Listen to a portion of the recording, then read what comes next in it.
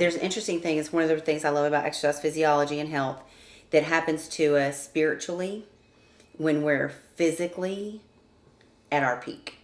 Well, I definitely want to talk to you because you are the most qualified person I know to talk about the interaction between spiritual health and physical health and how we take care of our bodies. I know you're very passionate about this. So talk to us just a little bit about that before we go on with the rest of your story, about how our fitness and how we care for our physical bodies impacts us spiritually. Well, I believe that when we're not taking care of ourselves, and because I've experienced it personally, but I've also watched people over the years through my business and through just personal relationships, this happened to them too. When we're not at our physical best, when we've got 10, 15, 20, 30, 40, 50 pounds in the way, it creates a barrier, not like sin might, but there's a barrier spiritually because we start to feel not good about ourselves. And so that insecurity starts to take place. And I believe that it is Satan's breeding ground for more and more things. And again, using our own insecurities, right? It's one of the things that even for myself, I realize that when I'm not moving and eating well, I feel disconnected. If you think about, like, the body is the one thing God has given us complete trust over. It's true. Everything else is His, right? Our kids are His, our jobs are His, our home, everything is His. This is too, but this is the thing He's trusted us with. And nobody can affect your physical body without your permission. So you eating bad food, choosing not to take care of yourself, all those things get in the way of the primal performance that the body was put here for. And I think that causes spiritual misalignment. So I've seen people, I'll give you a quick example. It is very common. It has been very common. I just shut my gym down, but I owned a gym in Nashville for 9 years and have been doing health and fitness forever. And I've never seen a week or even a couple of days pass by without someone becoming emotional in a workout. Because when we move, that stuff starts to stir up. Are things that we try to squish down and pretend like they don't exist because they make us imperfect, starts to stir up. And I think that's the reason people don't work out. Because you have to deal with it when you start moving. The subconscious cannot suppress emotion and spirit when you're in motion. The physical body can't do both at the same time. So if you're really working hard, it kind of gives a release to those other things that then bubble up, and you have to deal with them. Yeah. So if you don't ever get that physical release, it helps keep them pushed down. Yes. Very interesting. I haven't heard that, and I haven't heard you say that. But in our family, we've talked about the connection with health and fitness with spiritual things. A lot of our discussions have been around, the discipline aspect of it. The Bible has some specific things to say about gluttony and things like that, and we tend to just gloss over those commands. When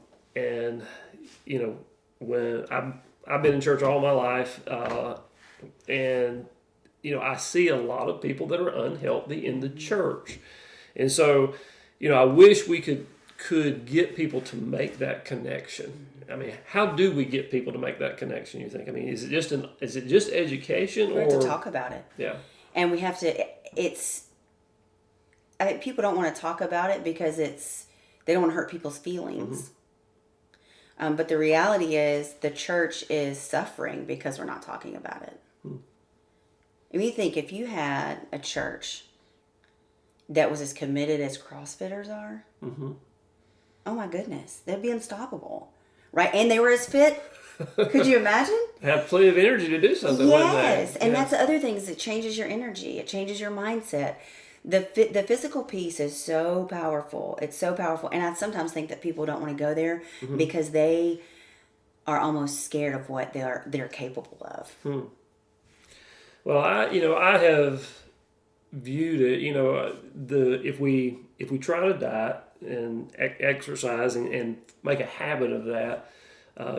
Me personally, I have found that I am much more addicted to food than I want to admit, right? Especially for me, sweets, sugar, I want my ice cream, I want my sugar fix.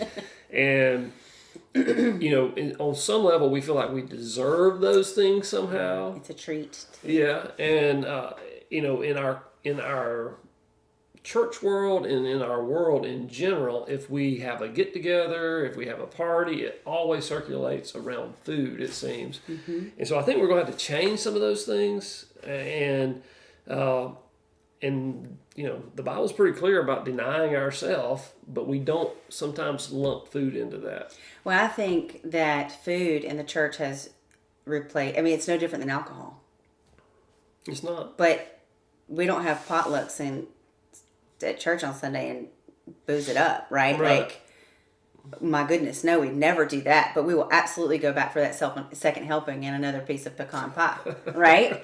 And it's no different. It's the same implications on the body.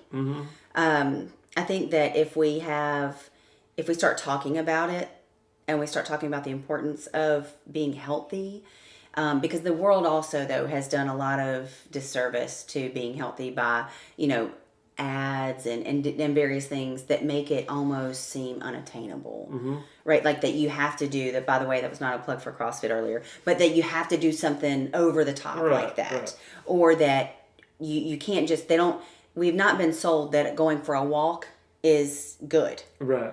And that's a place to start, right? And I think that's the thing too, is if we say, okay, start with where you are, with what you have.